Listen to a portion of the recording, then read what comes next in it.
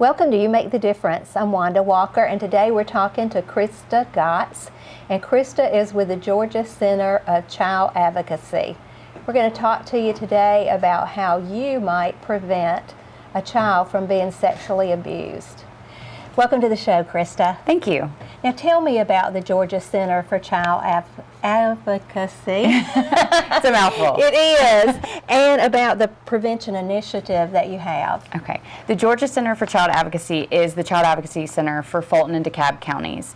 But they also, back in 2006, decided to take on a statewide prevention initiative to get the Stewards of Children training, which we'll talk about in a few minutes, out to all 159 counties in the state of Georgia. So they're leading the statewide prevention initiative and have hired regional coordinators like myself to go into the communities that they live in to try to get this initiative out there. Okay, and I know that Troup County is taking part in this initiative. Tell me when that started in Troup County and who you're working with here. We have partnered with Twin Cedars, the local child advocacy center here, and we've also partnered with the Troup County Family Connections. They've been great partnerships for us. We had initial meetings with them in the spring of 2013, and then really kicked off the prevention initiative here in the fall of 2013. Okay, and what organizations are you going into to bring this training?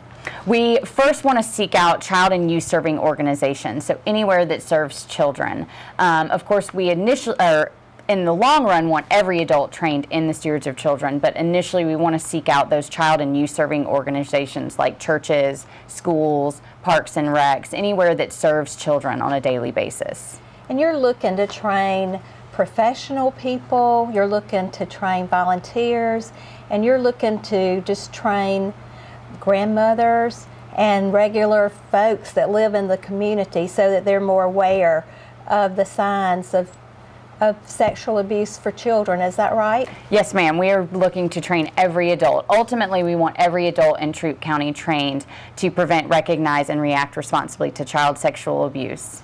Okay, and I know that Troup County has a tipping point. And tell me about the tipping point, what that means, and maybe what our tipping point is and how close we are to reaching that. Sure.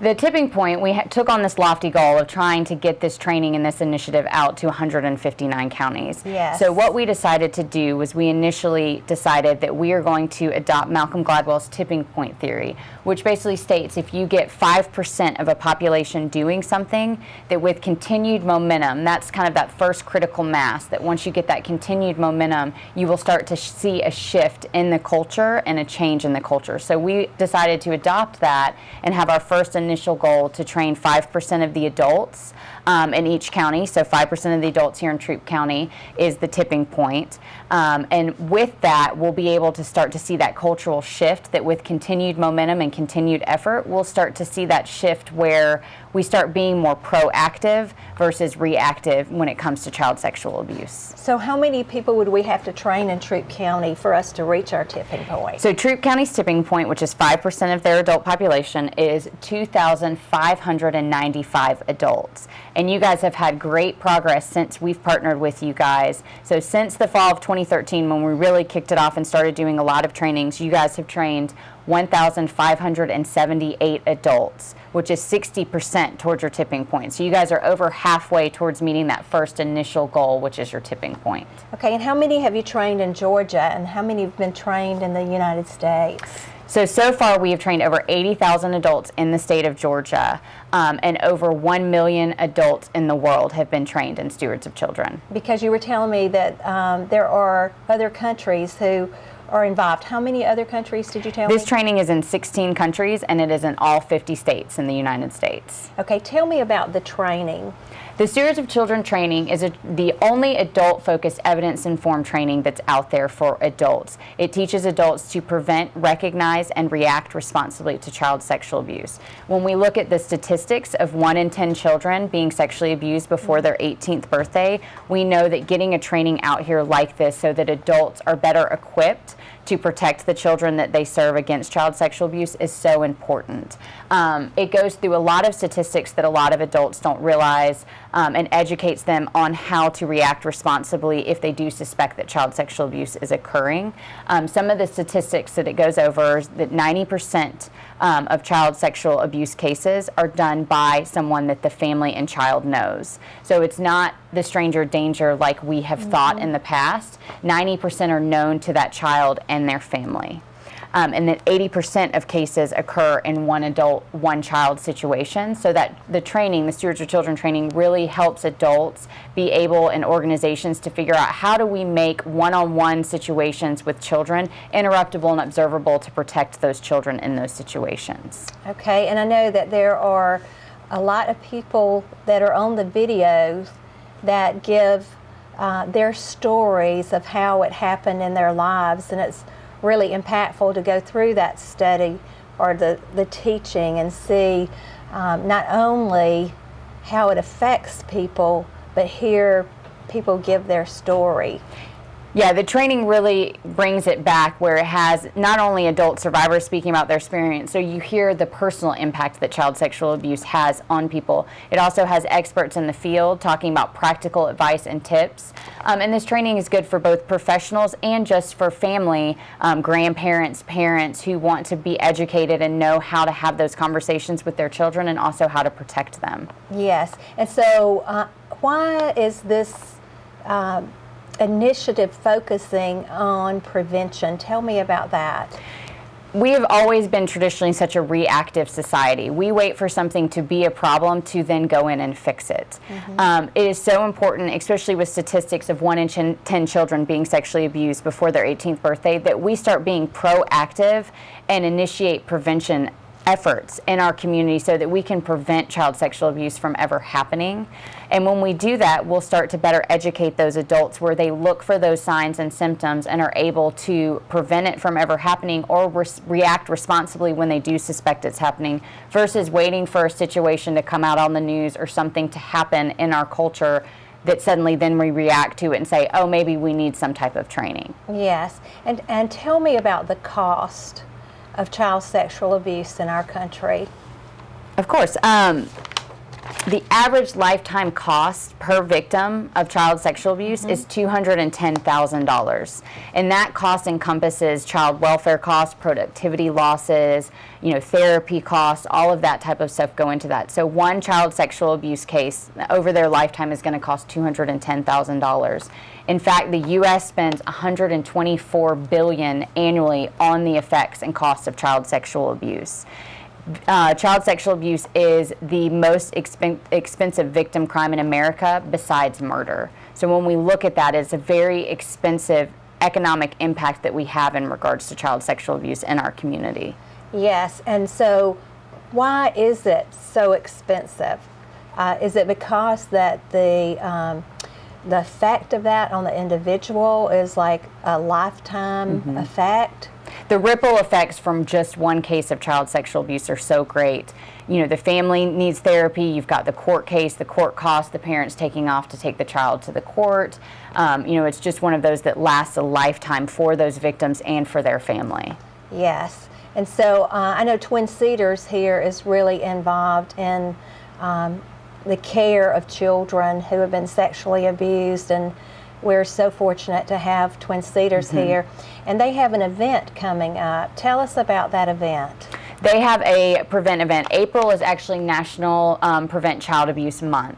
And so here at Twin Cedars, they have asked Dave Moody, who is one of the survivors from the Stewards of Children training, and he's also local. He lives in Atlanta and owns a business in Atlanta, and he's coming down to speak at the event and talk about his story. And then they also have some other people, kind of boots on the ground, who work day in and day out with these children and these cases. And that event is happening at Twin Cedars at the Coleman Center on April 20th at 1:30. And they will also sign the Child Abuse Proclamation. Yes, that's for the county, right? and that always is such a powerful event because they bring in speakers that really have had experiences that we need to hear about and act on. Yes. Now tell me about partners in prevention. I know that you wanted Troup County to have lots of partners in prevention, and really there's a seal that you can get and those kinds of things. So tell me about that. So what Partners in Prevention is Darkness to Light, the creators of Stewards of Children, decided that they wanted to have kind of a good housekeeping seal of approval. So when an organization commits to training 100% of their staff and volunteers, and they have a specific policy in place in regards to child sexual abuse, it's free for them to apply, and they get a door cling that they can put on their front door, and they also get an electronic seal that they can put on their website. Ultimately, what we want this to do is start to get that information out there to the community so that parents start to see what that seal is and ask for it, ask what it is, and then ultimately when they get educated on it, when they call and have their checklist for daycares, for preschools, for camps that they're sending their children to, is that they will ask an organization, are you a Partners in Prevention? Yes. And tell me, do we have any Partners in Prevention in Troup County? Yes, you guys currently have 9 Partners in Prevention, which is great. Yes. Some of those organizations that are part of Partners in Prevention is Twin Cedars. Several of their locations have become Partners in Prevention. And then Child Care Network, 3 of their centers have become Partners in Prevention, as well as the First Presbyterian Montessori Preschool and Kindergarten, and then LaGrange Academy. So you guys have gotten some great Partners in Prevention, as well as the Troup County Family Connection. Good. Now, tell me, in that training, I know that there are tips or information given about how we might prevent child abuse. Can you just tell me what some of those are? The training goes through 5 steps on how to prevent, recognize, and react responsibly to child sexual abuse. You know, first getting those statistics out there so that people know about it and talking about it. Really teaching adults that we need to start being comfortable with this, where we're supporting and backing each other up, so that if we suspect that child sexual abuse is occurring, we know we've got that support of the other adults in our community and in our organization that are going to back us up when we make that report. Another big piece is talking with your children. It's very important that we have these open and honest conversations with our children. One of the pediatricians on there says, 8 is great. It's important to start talking to our children about sex and sexual abuse by 8. The reason that she says that is that usually these conversations start happening on the playground between 3rd and 4th grade. Yes. And when those conversations are happening, you want to be the one that's already had that conversation with your child, so that they know you're the person to come and talk to and feel comfortable asking those questions versus learning from their peers on the playground. Helps better educate them and opens up that line of communication between parent and child.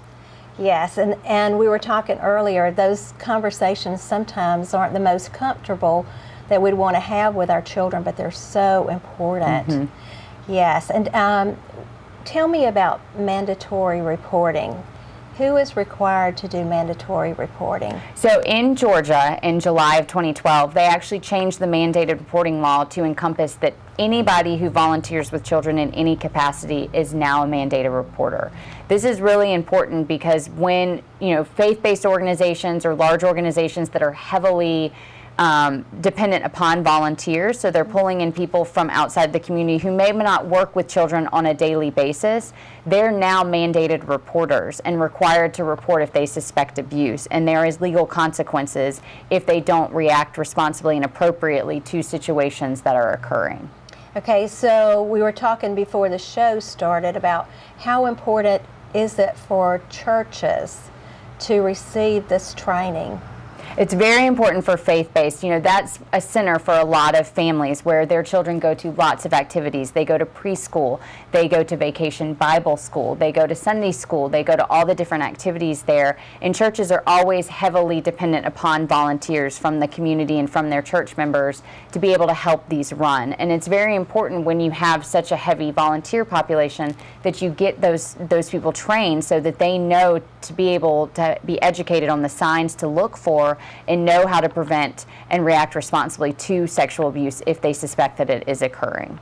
Okay, and your organization offered a special package to churches Tell me about that package. Yes, we did. We had a grant opportunity last year to the faith-based organizations where they were able, if they paid for their full and part-time paid staff to get trained, we were offering them up to 500 free spots online to train their volunteers and congregants.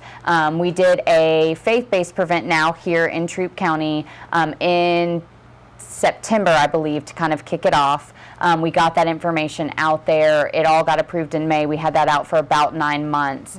And unfortunately, we didn't have any churches across the state apply for that grant. Yes. And you were telling me that people in prison who have sexually abused children are very religious. Give us that statistic. Statistics show that 93% of admitted child molesters consider themselves religious. So when we hear that statistics, if they're considering themselves religious, they're probably seeking out churches to be a part of and to volunteer at. So it's very important that churches become involved in this initiative. In fact, since 2010, the #1 reason that churches have been in court and had legal issues is because of child sexual abuse cases. Yes, and I know that Western Heights offered churches to come in for a training, and so I know there has been some response in our area for churches to do this training, but we need a lot more, don't we? Yes, we definitely need to get some of the churches in Troup County to really get on board with this and get their staff and volunteers trained and really be a strong advocate for it. Because when a large organization gets trained, the benefit of that is then when they become a Partners in Prevention, they get that information out to everybody that they serve, and it's another way to be able to get that information out to adults to say, oh, our church has done this, maybe I should get trained in this as well. That's right, and I know there are some communities near us who have reached their tipping point. Tell me what happens in those counties when they reach their tipping point. Sure. Yeah, we've had a lot of counties. We've had 4 down in Region 4 that have reached tipping point, and it's really neat to see as they get closer towards their tipping point, they really get excited about it. They really get on a roll, and you get to see more and more organizations come on board and get their staff trained.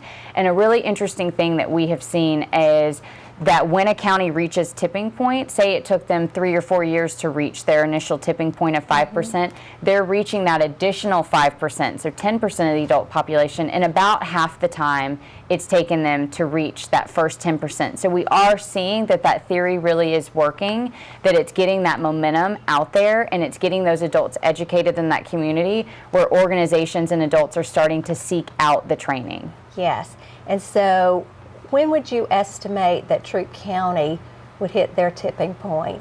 We have set a goal tentatively that we would love for Troup County to reach their tipping point by the end of 2016, so by December of this year. So you guys are at 60%, so you've got about 40% to go. A great addition to that is that we are working with the Troup County schools. They have been training and been involved from the beginning, and they've decided that they really want to finish out the rest of the staff during post-planning of this year, and that will help the numbers greatly, and that will be a great, just check off that the school system has all of their staff trained, and then hopefully will follow through with becoming a Partners in Prevention. What is the feedback that you're getting as you've gone around the state and done the trainings? What's the feedback you get from people who are in the training?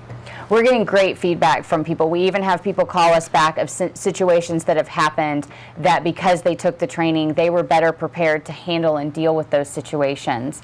We had a situation with one of the school districts here where the bus drivers got trained. And then the bus drivers were taking some kids on one of the school breaks up to a different state for one of the athletic organizations.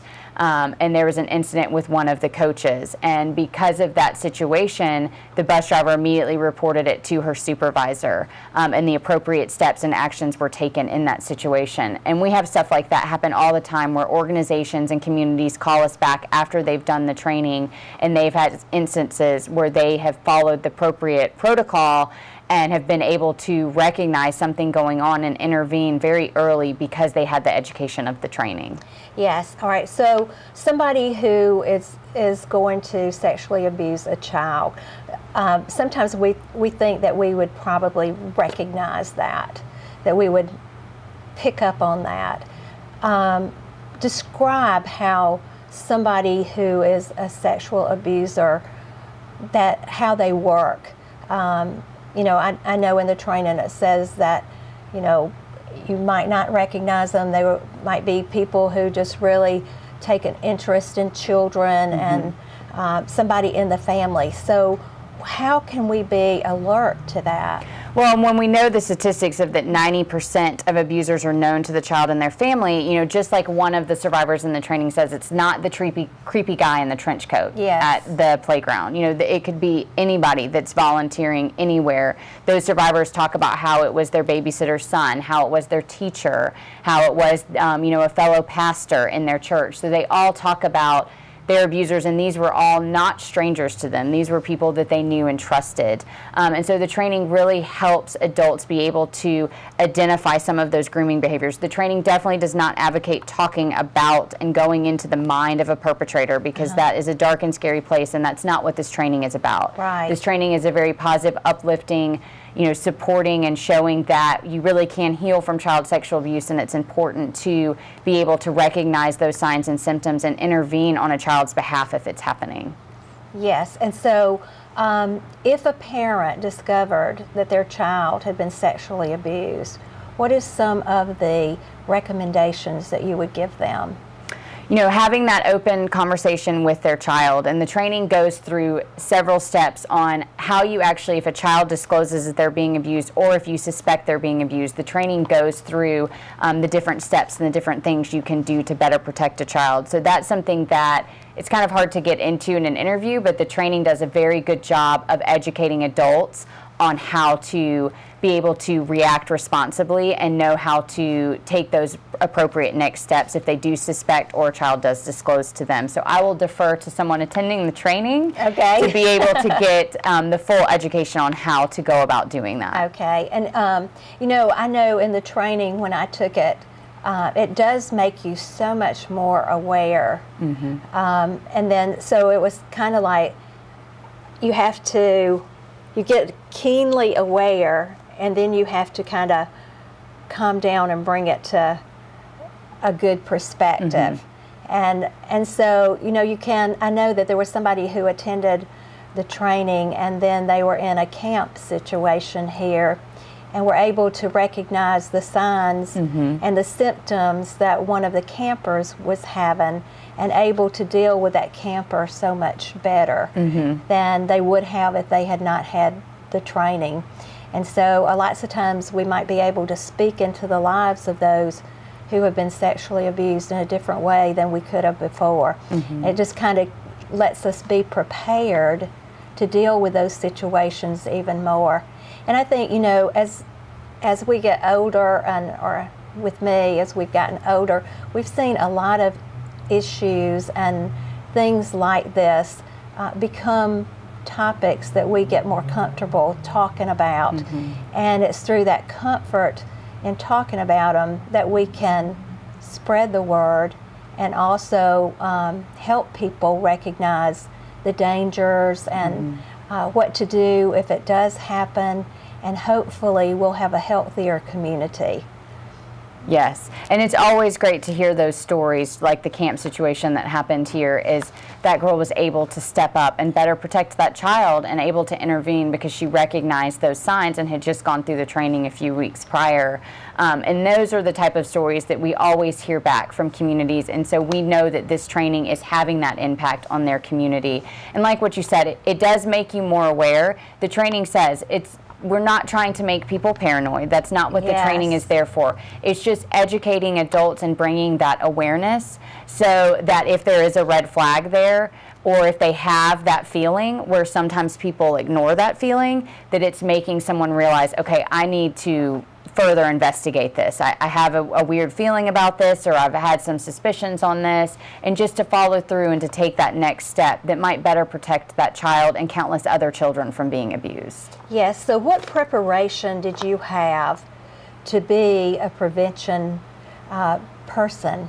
My background prior to this, I was a victim advocate, so I worked at the state attorney's office in Florida as a victim advocate, so working a lot of sex crimes cases and working these in the aftermath of what's happened and seeing the impact that it's had not only on the victims but their family, and connecting them with counseling and walking them through the prosecution process and just seeing that impact that it has on them, and then doing counseling. I was a substance abuse counselor for several years, and the majority of my clients, once they got into therapy, would disclose that they had a history of child sexual abuse, and that triggered so much of all of the consequences that happen later in their lives. You know, child sexual abuse is the root cause of so many devastating societal problems that we address. Nearly 90% of children involved in human trafficking, you know, commercial sexual exploitation, report a history of child sexual abuse. And we know that human trafficking is such a hot topic, and we know that Atlanta is one of the top 14 cities in the nation for human trafficking.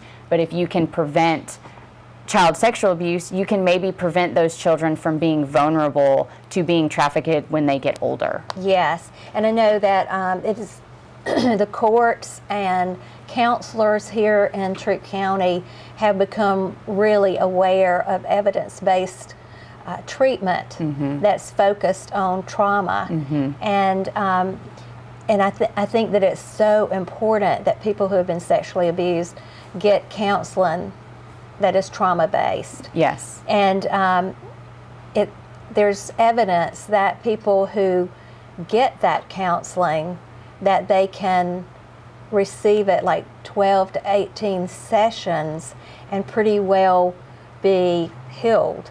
And so if it's not evidence-based and it's not trauma-focused, lots of times they go to counseling for years and years and years and not see a difference or not get well. Yeah. And so I am really encouraged that our community is stepping up the game in counseling and becoming so well trained in dealing with trauma focus.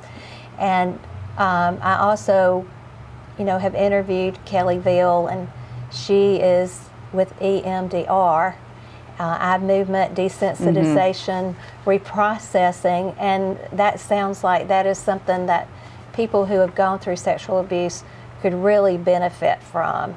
So is there anything you want to say about counseling for those who have received? Well, I want to draw people back to the initiative before we finish up, just to make sure people get involved. If the, you know, first and foremost is attending the Stewards of Children training. So if you're watching the show and you haven't attended the training, there is an opportunity for you to attend a training on April 28th at the Coleman Center in Twin Cedars from 11 a.m. to 1 p.m. So we definitely want people to get involved in this initiative and get involved in their community in regards to prevention. So attending a Stewards of Children training is the first and foremost important thing to get involved with. And then after that, getting involved in their community, contacting Mackenzie Jackson at Twin Cedars if they're interested in getting involved in the initiative and really helping us get that out there in Troup County is really important. Yes, and I would just like to encourage all of you to get involved with this initiative and help us reach the tipping point and become a safe community for children. Thank you for watching You Make the Difference, and remember, you truly do.